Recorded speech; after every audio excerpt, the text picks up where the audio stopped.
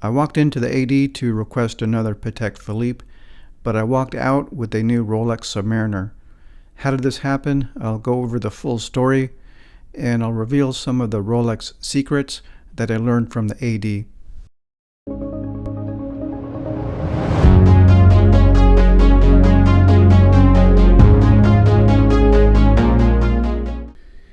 I was on my way driving to New York City, so I took the chance to stop in New Jersey to check in with my original Patek Philippe AD, the one where I purchased my first Patek, the 5205G.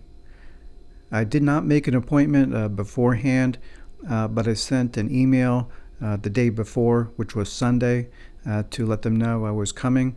They are also an authorized dealer of Rolex, but I had never purchased any Rolex from the store. When I arrived, I was greeted by a salesperson, and I told her I wanted to look at their Patek Philippe and maybe also check out their Rolex.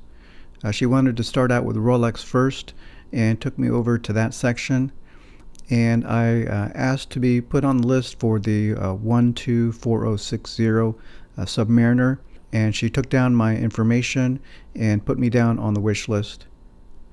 Then she called over the owner of the store, who usually handles the Patek Philippe. So I asked the owner if he is accepting any more requests for Patek Philippe, and he said unfortunately no. He will be losing his Patek dealership fairly soon, and he is not able to sell any more Patek.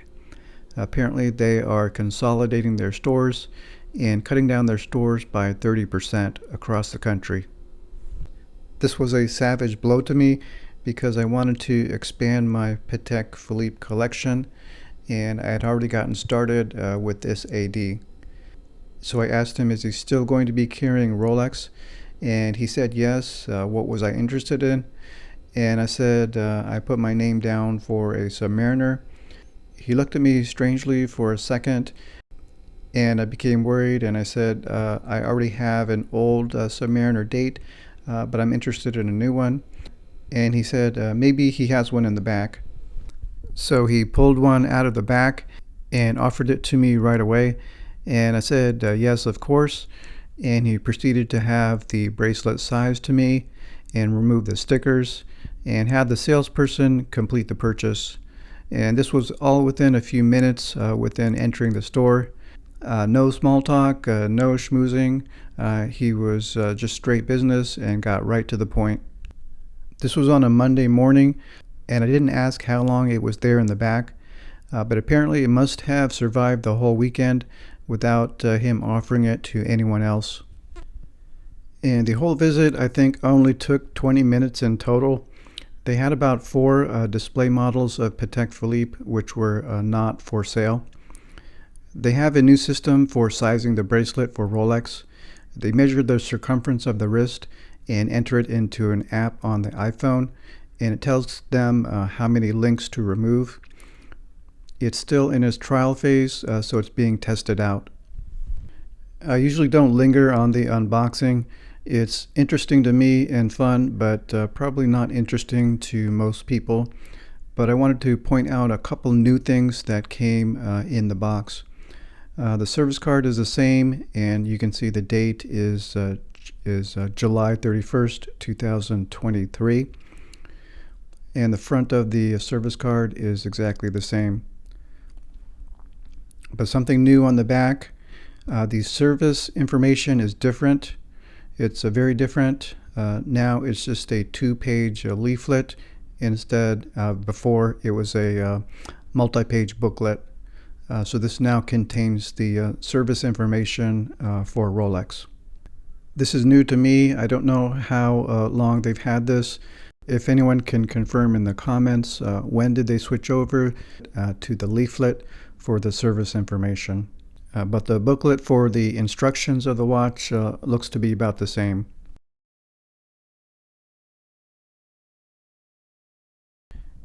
And underneath the watch, they have a small bag where they put the extra links and the green hang tag.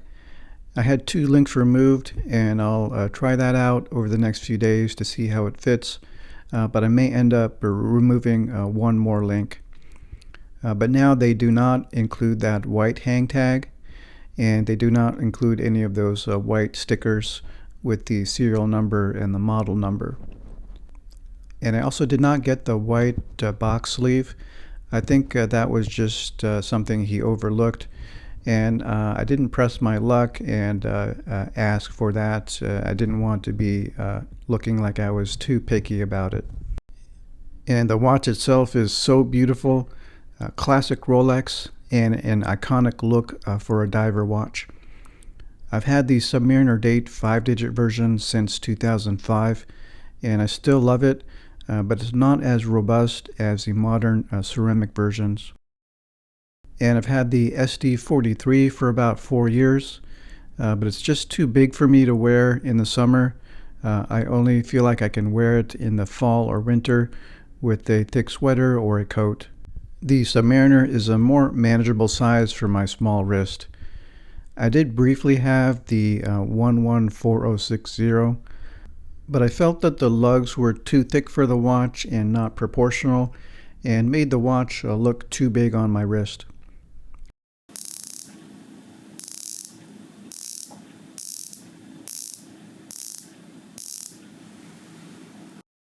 I think these slimmer lugs and the widened lug distance might make it look more proportional and fit better on my smaller wrist. And the dial itself has no surprises. It's just what I expected. It's a very simple dial, very legible and very clean. I specifically asked for the Submariner and not the Submariner date because I think the lack of the date window gives this a symmetric look, and it makes it look less cluttered and more minimal. There may be a difference of opinion on this, but I feel that the no date makes it look slightly smaller and more proportional to my wrist. I'm still keeping my pre-ceramic Submariner date. Nothing in the world could make me let go of that watch, but this will be a modern companion to that. I will be letting go of the SD43 since that's just too big for my wrist, and this will take over as my big diver watch.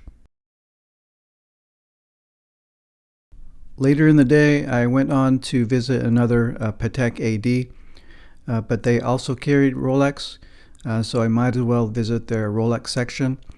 And I met a salesperson there. I think they called him a customer experience specialist. But he was an experienced person, and he was the one in charge of training all the Rolex salespeople. This AD was the third largest AD in the country, and it was a huge store. They had almost every model on there for display, and several different rooms carrying a Rolex. So I actually spent about an hour with him just talking about Rolex. He was very welcoming, and I just asked him questions, and he kept answering them. So I just kept asking more and more questions. So I'll go over some of the things we talked about, some of the things I learned about Rolex, some things that might be new to you. First of all, will Rolex increase their supply? Yes, they are building another factory, and this will increase the supply of Rolex, but it won't come close to meeting the demand. He has multiple clients asking for every model of Rolex. Even if they double their supply, he'll still have a long waiting list for every model of Rolex. Will Rolex open up their own boutiques that they own themselves? No, Rolex is committed to the ADs and committed to finding a way to work with the ADs to distribute their product. What is the future of Rolex ADs? He said that Rolex wants all their ADs to provide a more personalized experience.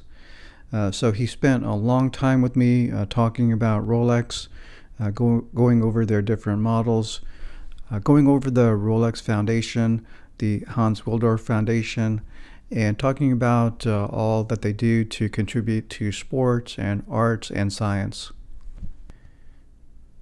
Is the steel Rolex Daytona actually that rare? And how many of those do they see? And he confirmed that it is very, very rare. They make much less of the steel Daytona compared to all the other Daytona models. And Rolex keeps back the steel Daytona as a reward to the AD. So if each AD sells more watches and does better than expected, then they are rewarded with being allocated a steel or Rolex Daytona. And then that Daytona is still deemed a reward to the customer that's been with them the longest and the most loyal customer in their AD. He confirmed that there are several pieces that are not listed in their catalog and not advertised or mentioned by Rolex at all until they were delivered to the AD. And the ADs don't know about them until they were actually received at the AD. And then they become known by the public. What's so special about Rolex diamonds? They're very meticulous on choosing their diamonds, and with each watch there's a single diamond setter that sets each specific diamond for the whole watch. So one person sets all the diamonds for a single watch. He also gave me one of their Rolex magazines and mentioned that they will be discontinuing publication of the Rolex magazine fairly soon. So this may be the last Rolex magazine that they publish. What are the more rare watches of the new releases of 2023? He's only seen the turquoise dial of the Day-Date. He hasn't seen the orange dial yet.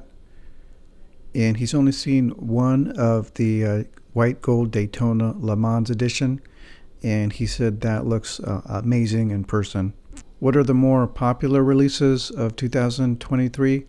And he said a lot of people are asking for the titanium Yachtmaster, and that is very popular at the moment.